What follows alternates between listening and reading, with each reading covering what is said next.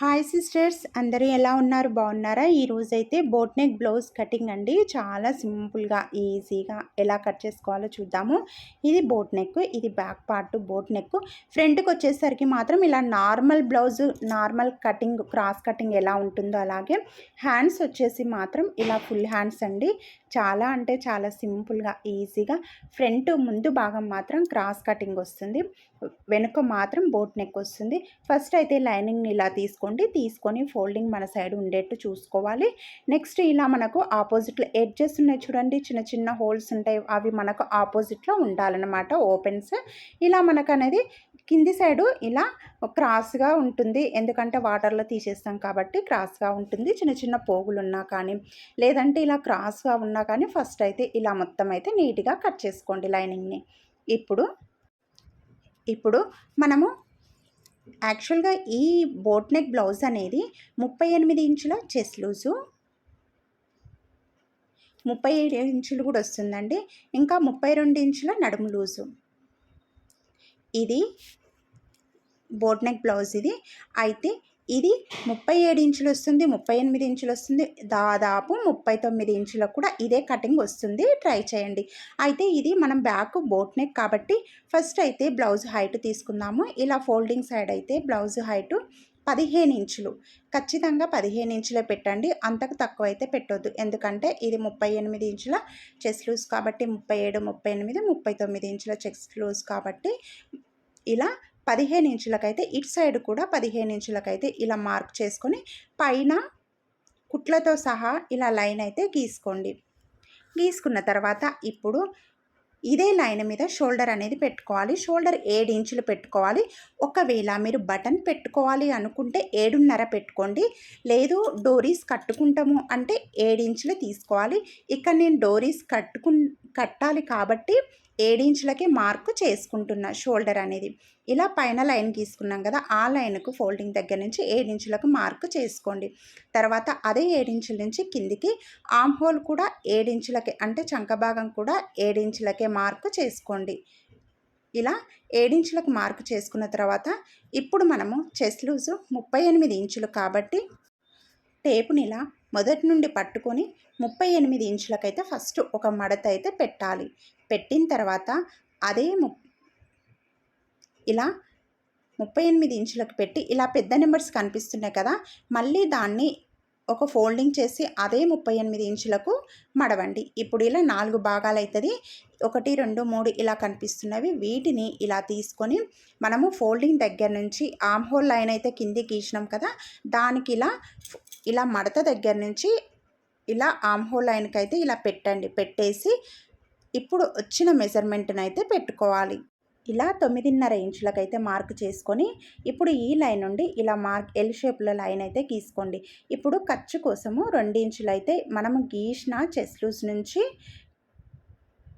అటు సైడుకు ఖర్చు కోసం ఇలా 2 ఇంచులు అయితే మార్కు చేసుకొని ఇప్పుడు ఆ చెస్ట్ లూజ్ లైన్ మొత్తం ఇలా కలిపేయండి.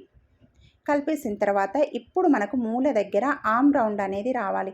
ఆర్మ్ రౌండ్ 1.5 ఇంచు అయితే తీసుకోండి. ఇలా 1.5 ఇంచుకైతే మూల మీద ఇలా ఒక లైన్ అయితే గీసుకోండి.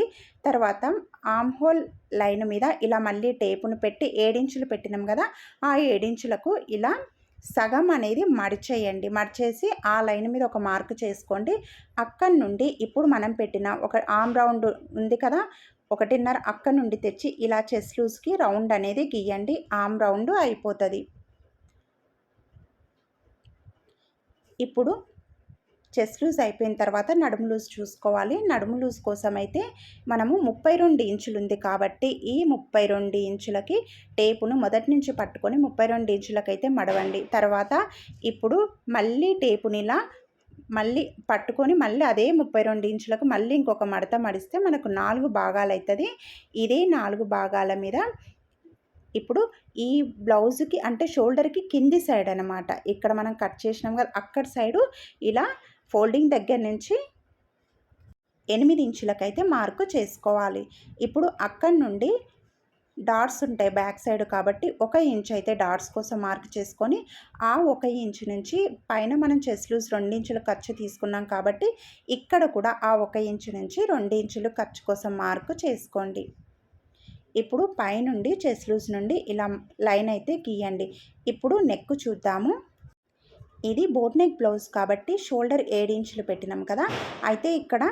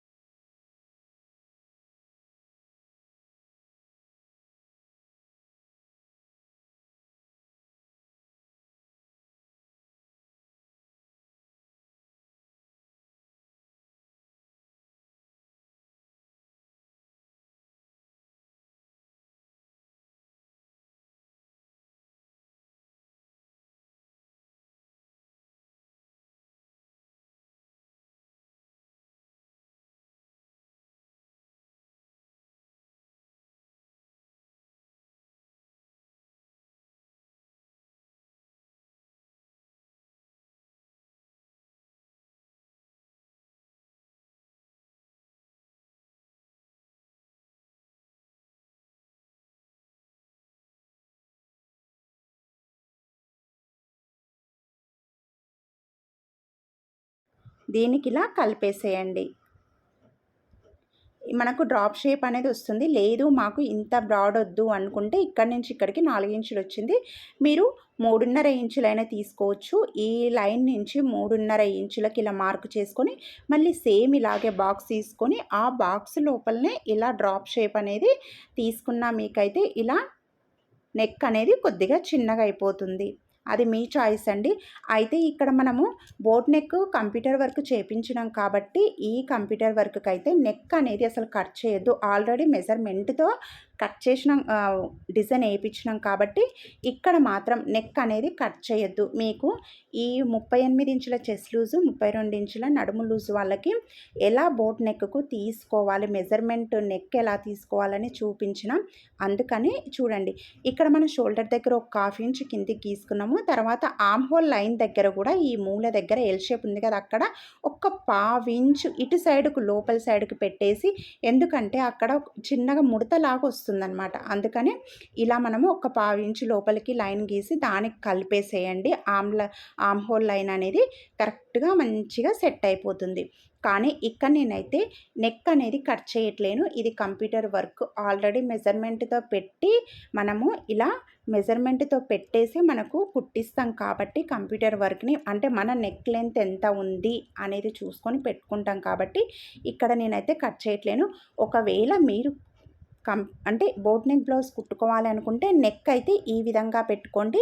మీరు కూడా ఎప్పుడైనా ఇలా బోట్ నెక్ కుట్టుకుంటారు మెజర్మెంట్తో అని చూపించిన మెజర్మెంట్ అయితే ఫస్ట్ ఇదైతే బ్యాక్ పార్ట్ అయితే కట్ చేయండి. తర్వాత ఫ్రంట్ పార్ట్ క్లియర్గా చూపిస్తా అండి.